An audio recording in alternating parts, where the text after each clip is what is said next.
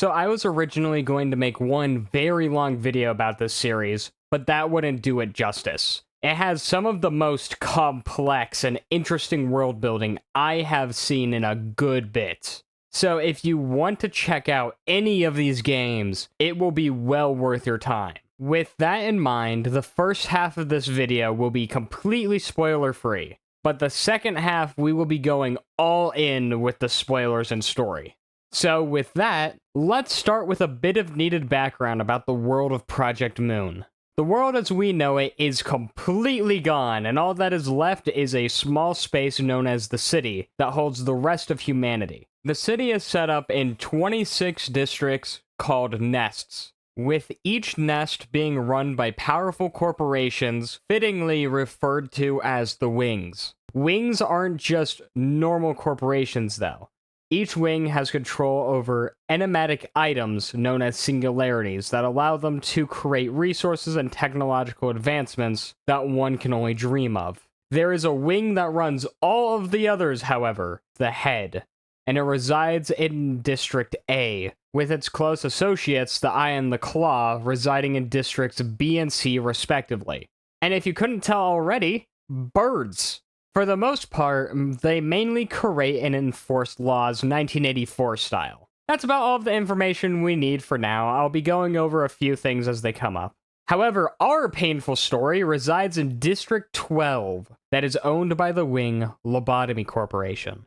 Welcome to Lobotomy Corporation, and boy does this game make me want to get one after finishing it! I absolutely loved it though. Now, don't let the style turn you off. This game is an intense and incredibly dark management simulator. One small mistake can lead to a headache later. It's also about as fun to watch as paint drying, so I will try my best to make this at least somewhat enjoyable for you. I'm sorry.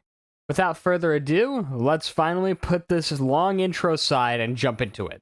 When we start the game, we are greeted by our AI secretary Angela, who explains our new job to us. No, I am not going to make a comment about what you are thinking, but there is in fact a canon explanation that creates a lot of questions when you think about it. We have been selected as the new manager for the Lobotomy Corporation for unknown reasons. There's no way our horror-consuming asses are remotely qualified for this position, but Angela here will help us through our entire journey, explaining both the corporation and the world to us. Lobotomy Corp collects dangerous creatures we call abnormalities. They are nightmares that can take all sorts of shapes and sizes. Our job, however, is to send one of our little pieces of cannon fodder into the containment chambers and harvest their emotional juices and turn it into enkephalin, which is a substance that can be used as an energy source for the city. I mean, it also doubles as a hallucinogen, and that's pretty cool. When we work with an abnormality, there are a few things that we need to pay attention to. First and most importantly, we have to choose which of the 4 types of work we need to use. The effectiveness of each type of work depends on the abnormality, but for the most part, we want to choose the type of work that will keep everyone happy and hunky-dory and non-murdery. The work types come in the flavors of Fortitude, Insight, Grape, and Repression. If we choose the wrong type of work, however, that usually means that we will have a fun time. We will talk about that in a second, though. When we finish our work, we of course get energy that goes to our quota and a few points we can use to learn more information about the abnormalities, so our work is more effective later. However, the quota is a bit more important because, you know, that kind of determines when we end the day. Each abnormality has its own specific gimmick that you have to watch out for, like this sheep that puts your employees to sleep. And this guy. Go on, work with it. There's nothing to be afraid of here. The painful part, however, is that you will have to deal with every abnormality completely blind, and 9 times out of 10, you learn about their gimmick the hard way. Also, you get a new abnormality every day, so it can be pretty overwhelming at times when you inevitably space out for 0.2 seconds and everything goes wrong. Next major thing you need to look at is the Quaifot counter. This baby shows you how many mistakes you can make with an abnormality before it kills an employee, or worse, escapes and makes you lose enkephalin. Each abnormality has a different value and different way to keep the Quaifot counter up. After you work with a few abnormalities, This meter in the top left corner goes up and starts the panic mode known as the Quifot meltdown. If you don't work with the outlined abnormalities in time, the counter instantly goes up to 0 because Project Moon hates you personally. Also, just remember, sometimes you will not be able to get there in time if things are going especially badly. But wait, there's even more bull you have to deal with. After a few Quifot meltdowns, you have to deal with an ordeal. These things are random events that happen every day and have a gimmick designed directly to kill you and your employees. They usually come in 3 different colors, but not always. Ordeals can actually be very challenging at times, and they only get worse as the game progresses. Are you tired yet? Because we are still not even remotely close to being done. You have to upgrade your employees to be able to work with higher grade abnormalities and take them on in battle if they escape. In order to do this, you can either upgrade their stats by forcing them to make out with an abnormality 50 times without paid overtime, or you can use lob points that you get at the end of each day. Which, take it from me, save these. You also gain fancy armor and weapons from your abnormalities when you learn everything about them. This equipment is called Ego, and keep that in mind because it has great lore significance. It is one of the most important things in this entire godforsaken franchise. Ego is created mainly from energy given by abnormalities, but there are a few exceptions that we won't go into right now. Alright, break time. Let's talk a bit about the lore and abnormality classifications before we go into the spoiler zone. Upon finishing a day, you usually have a conversation with Angela about the company and your personal life. But as you continue, something is obviously going awry. A lot of the details you learn just don't fit. Eventually, you meet other fun little guys in the facility that are known as the Sephira. Each Sephira owns their own department of Lobotomy Corporation. But something still feels wrong about them. They are aggressive and generally cold and closed off. Except for Netstick. He's just drunk and out of his mind, which I respect. Each of them is named after a being on the Tree of Life, and oh my god, why does everything on this channel have to involve that tree? But we have to work with them nonetheless. Like every Dead Inside coworker, they put all of their work onto us and give us missions. I'm going to be honest, some of these missions are just straight up not fun, but they give you permanent rewards and more story, so they are worth the pain and basically mandatory. But generally, some of these rewards are lifesavers during your journey. You really can't stay mad for too long. Okay, let's finally go over abnormality classifications, because just like another foundation I will not say by name, the abnormalities have danger levels, and yes, these do matter to your gameplay. Zion class abnormalities are the least dangerous spooks you can get. None of the Zion abnormalities are able to destroy your facility. But don't get it twisted. They will still murder an employee if you're not paying attention. Teth abnormalities start to heat up a bit. These guys can cause a bit of damage when they escape or use their effect. But they are still relatively easy to deal with and don't take a lot to keep contained. He classes, however, are harder to keep contained and will more than likely kill at least one employee early game. When one of these boyos escape, you have to put a little more focus than usual onto them when suppressing them because it can be a bad time.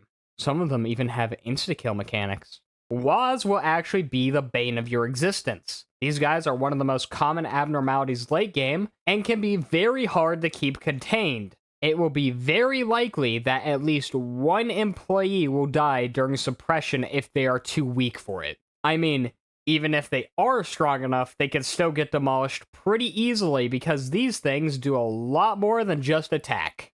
Aleph class abnormalities are the most dangerous type you will encounter. It's almost mandatory that you need at least one level 5 employee to deal with them. When these friends escape, anyone that is not level 4 or higher will get destroyed. Even keeping them in containment is a pain. You can lose a bet with RNGesus and Aleph abnormalities just decide to end your entire run.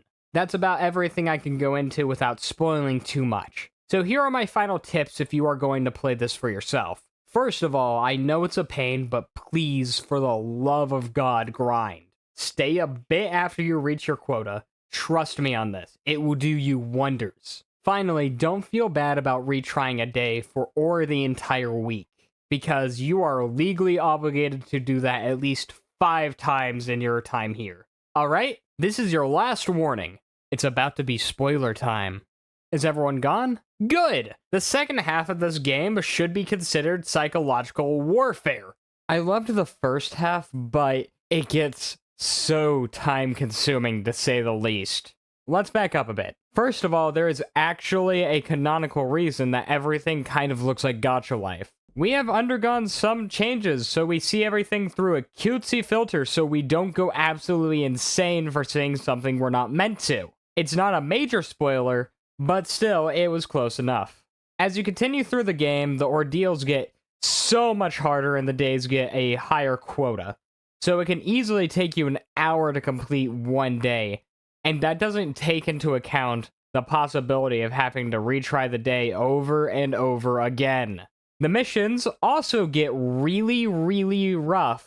You have to plan around how the RNG can and will screw you over, while you also have to deal with abnormalities like this bloodthirsty magical girl that will actually just end your entire run if you don't give it sacrifices. But that's nothing compared to what we have next. But first, we need to go over the game's lore up to this point. It's pretty obvious Angela has been planning something big. We get a note from somebody who goes under the initial B, and he gives us a tool that lets us see if Angela is lying to our faces and planning to betray the Lobotomy Corporation.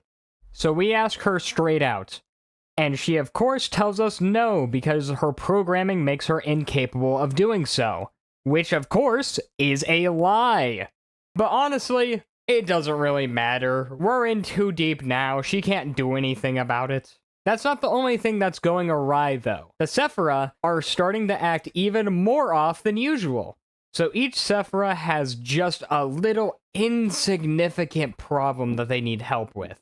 Let's start with Malkuth for now, because she's the first one we meet. Malkuth is obsessed with having strong employees in her control team. It's at the point where if someone dies, that means they just weren't strong enough. Which is honestly a pretty fair observation, like, I can get behind that. It is also worth mentioning that Malkuth is one of the most unstable ones, and yes, you can actually fix her this time. After we finish all of her missions, Malkuth approaches us and talks about how horrible it can feel to have someone treat you as if you were never there, and how it feels to not have control over your own fate. Which, after playing this game, I fully feel that. We get to see a flashback to the past Lobotomy Corp that is run by a manager that we only know as A. They were running experiments with the Lobotomy Corp singularity, and Malkuth ended up suffering because of it. We see her bleeding out on the ground, her fingernails and teeth ripped out of her. She asks A to kill her, but A just walks away without a word.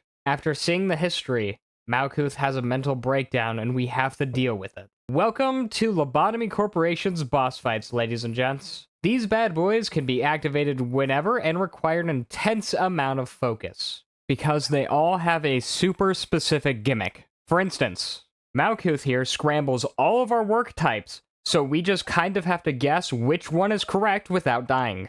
It's not too bad, but it can catch you off guard if you're not ready for it. After you complete an admittedly long day, Malkuth gets a bit of clarity and works harder to be an actually decent human being and help the employees. Then our filter finally lets us see what Malkuth actually looks like. All of the Sephira have had their minds implanted into these metallic bodies, so that's pretty cool, but it still doesn't make me love the core suppressions. And let me show you why. The first really bad one you have to deal with is Hod, because she weakens all of your agents by a very significant margin. But that's still somewhat manageable. With that being said, let's move to the higher layers, otherwise known as the famous difficulty cliff. Gebra is a straight-up traditional boss fight that will take you absolutely forever to beat because of all of her attacks.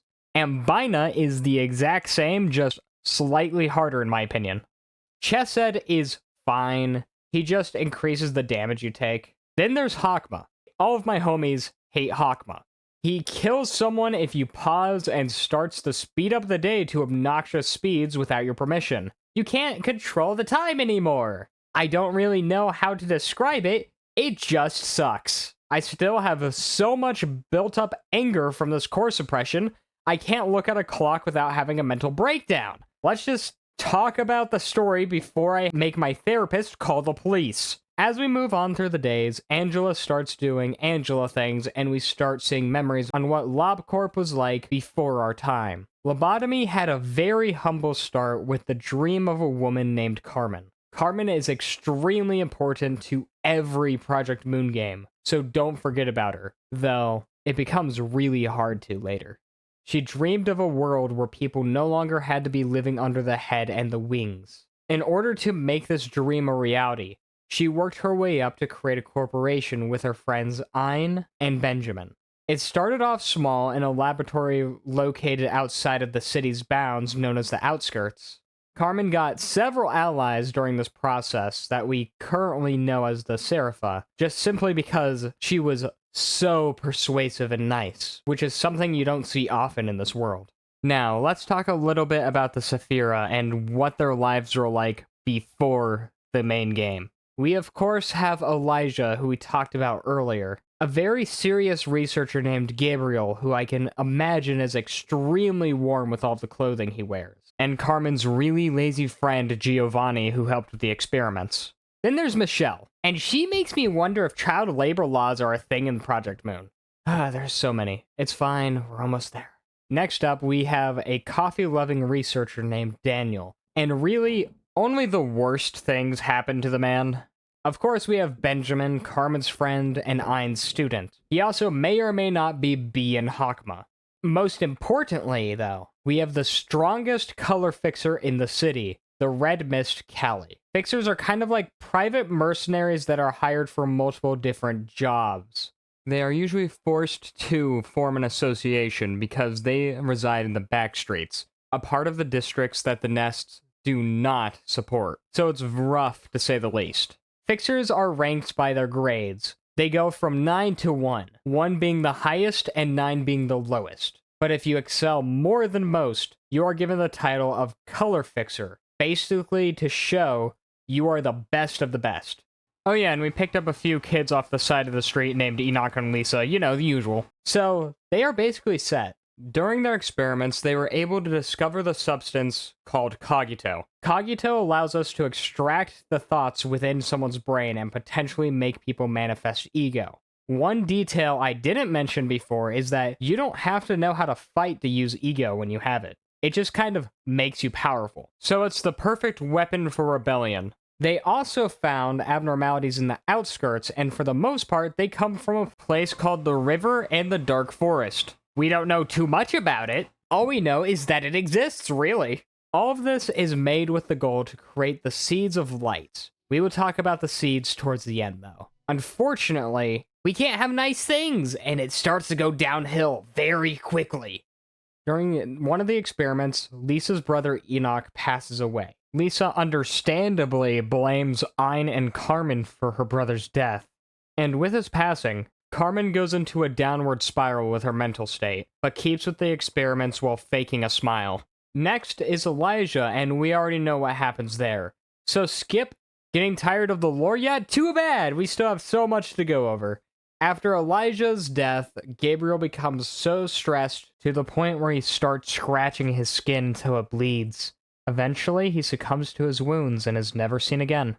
Giovanni is yet another character that dies during the experiments for Cogito. He just kinda got pumped full of raw Cogito, and that sure went well. If you couldn't tell by now, the original experiments weren't great, but wait, it gets worse! After all of the tragedies they have experienced, Michelle goes missing from the lab and is eventually found not very alive. And this marked the beginning of the end for the old lab.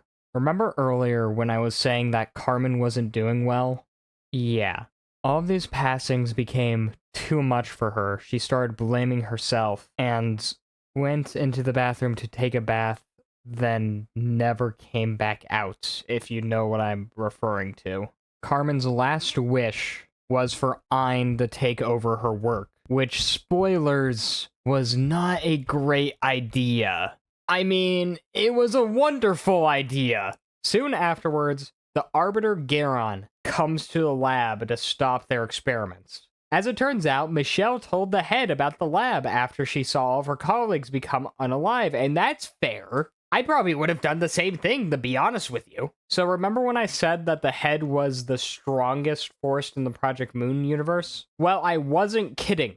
Arbiters are the strongest fighters we know of. During the encounter, the abnormalities they had are released into the facilities, and both Lisa and Daniel don't make it out of the battle. If you're wondering about Daniel, he is one of the best characters, but doesn't do much.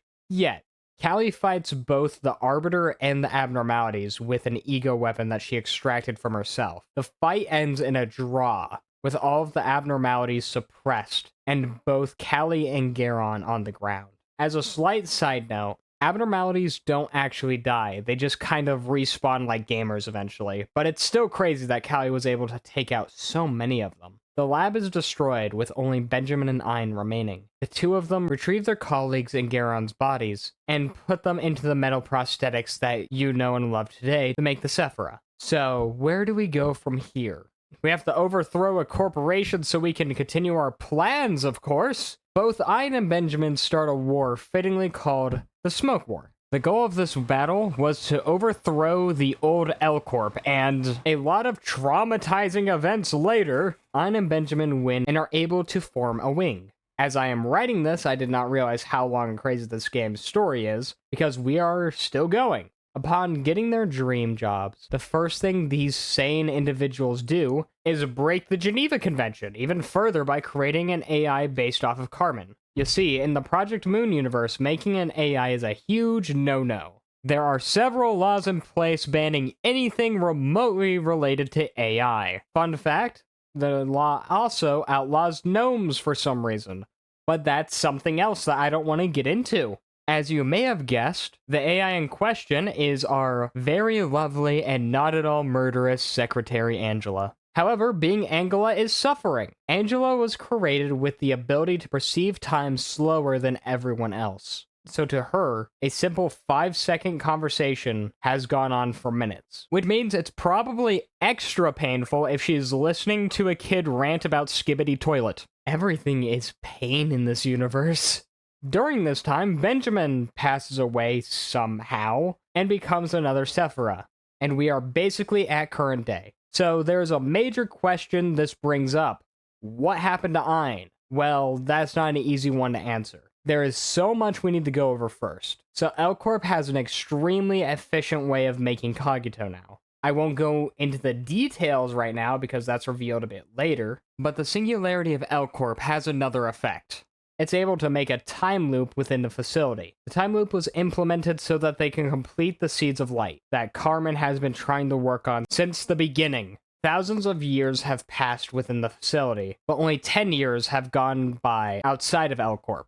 That is why the Sephira have gone absolutely berserk, just because their bodies and minds have not fully recovered with each reset. That is also why Angela seems to be planning something and even potentially getting sentience. In her eyes, she has lived longer than anyone else. This also means that every time we reset when our little cabbages die, the facility also resets in canon. Insane, right? Now, I'm going to keep balling your blue for a second here when it comes to Ein, because I want to quickly talk about two of my favorite Sephira stories before we move on. This is probably extremely frustrating to listen to, but trust me, it's worth it, I swear. Around this time, Chesed is trying to uncover and stop whatever Angela is planning, but obviously, it doesn't work. Angela has such a deep control that no matter what Chesed does, he will always do exactly what Angela wants him to, without him even knowing.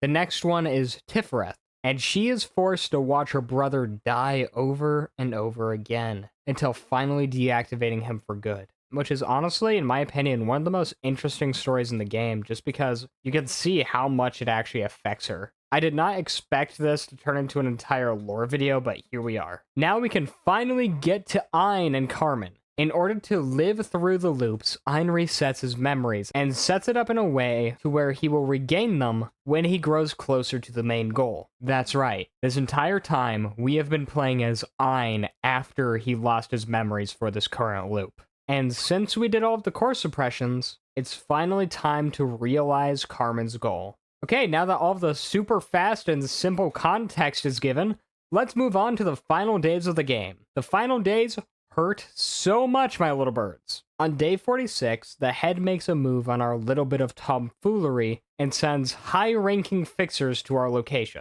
Instead of our normal ordeals, each section sends out a fixer with a specific damage type and gimmick. Trust me when I say, if you didn't build your facility properly, you are going to experience the big meaty hands of death.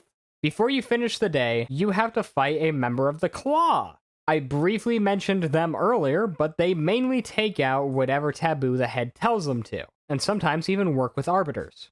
And all things considered, this walnut-looking man isn't too bad until he just decides to teleport and blitz everyone in each department. Remember, this is the easiest of the days. Onwards to the pain! But first, we gotta get more lore. These final days are basically Ein's core suppression. On day 47, we meet Abel, a different part of Ein's personality. I mean, some people theorize that they might be actual physical beings, but it really doesn't matter that much, so let's continue. Abel appears before us and basically tells us that we aren't ready for what's to come, and that he will be waiting if the facility resets again. But who cares? It can't be that bad compared to what we've had to deal with this far. He also warns us about the others that are just like him. And to move past them, we need to use every moral and story we have learned about through the core suppressions. The only way we can move forwards is if we pass their tests. The next day is just like any other, but if you are shanked 50 times and pumped full of 5-hour energy via syringe, we have to deal with 4 core suppressions at the same time. Specifically Malkuth, Yesod, Netztech, and Hod. So not only do we have to guess what every single work type is, we get Hod's stupid debuff and no healing. It's somehow even worse than it sounds. The next day is also something. We get yet another version of Ein, Abram. Abram is very similar to Netztech in the way he acts and talks about how we should have just stopped this madness and let everything crumble down around us. This day lets you deal with Tiferet, Gibberah, and Chesed. It's basically just another fight with the Red Mist, but you have extra damage. This day might take a bit, but it's not actually that bad. It's a bit of a calm before the storm. Day 49 is the hardest day this entire game has to offer.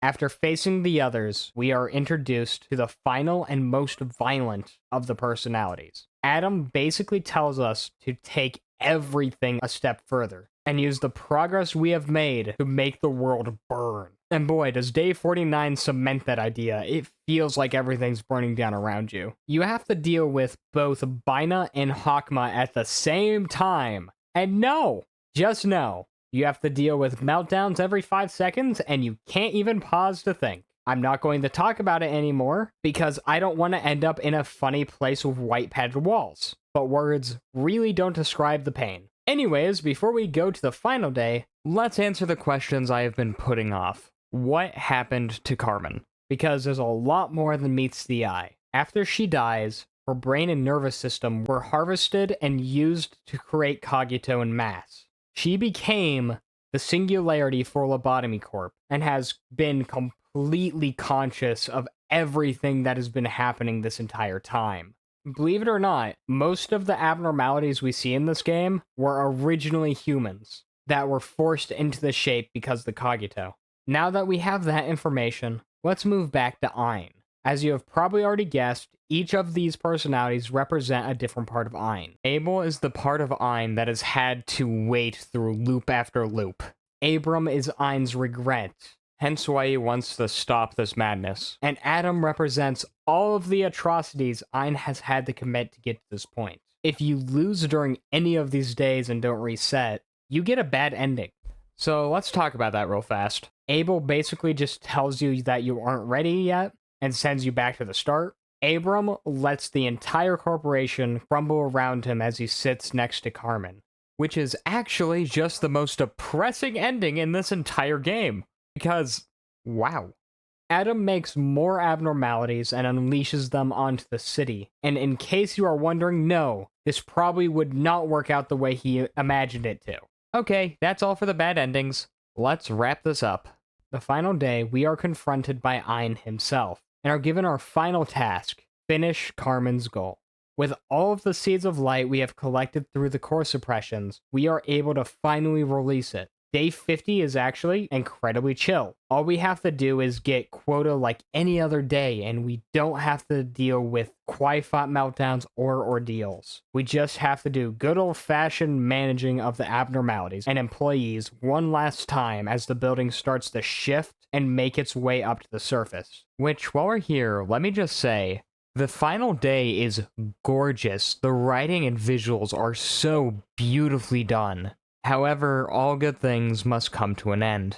Once it reaches the surface, that's it. The light is released with both Ein and Carmen being absorbed along with it. When the light has fully been realized, the people around the city will be given egos and will finally be able to fight back and live a more peaceful life. That is to say, if we were able to have nice things. The light shines for 3 days before suddenly stopping. You see, we have talked about the Sephira, Ein, and how they fit into the plan. But there's another very, very bitter party that has been obviously planning something this entire time. Angela, our totally not sentient AI assistant. Wait, you're telling me she was sentient this whole time? I would have never guessed. With a smile to prove her free will, she takes revenge on Ein and everyone for putting her through, in her perception, actual hell by stopping the light we worked so hard on, which honestly hurts.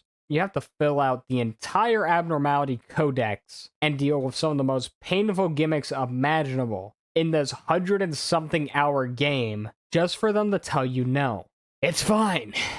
Everything's fine. Joking aside, I really like this ending, and it made almost everything worth it, in my opinion, because it just shows that no one in Lobotomy Corporation gets a truly happy ending. I mean, some can argue that this was all part of Ein's master plan, but it's a perfect way to set up the tone that we are going to have to go through in every single one of these games. That being said, I can't fully recommend this game for most people. Early game is very fun, but the late game is so grindy and drawn out. Like, once you get past the first 3 meltdowns, it starts to get painfully slow. Canonically accurate? Yes. However, ow! Gameplay aside, the story is obviously amazing and complex. So much so, this turned into a lore video around halfway through somehow. Hate that. The world building is honestly amazing and some of the best I have seen in gaming. Every single abnormality has lore of its own, and none of them feel out of place. For instance, there's a whole story between Red Hood and the Big Bad Wolf, where they're forced to constantly try to kill each other without any ever becoming victorious, just because they can't die. A lot of the abnormalities are based on classic books and folk tales. Personally, I find that really cool. So much of the series has its roots in classic literature, especially later. Now, I can nerd out about this topic all day, however, I will spare you for now. That may be the end of Lobotomy Corporation, but we are just getting started. There's another game with mind-melting lore. Next time, we are talking about the sequel, Library of Ruina, so I will see you there. If you enjoyed this video, consider subscribing if you want to, and make this comment section full of very obvious misinformation because it would be funny. Keep the topic limited to Lobotomy Corporation and this channel, though. I will see you very soon. Goodbye.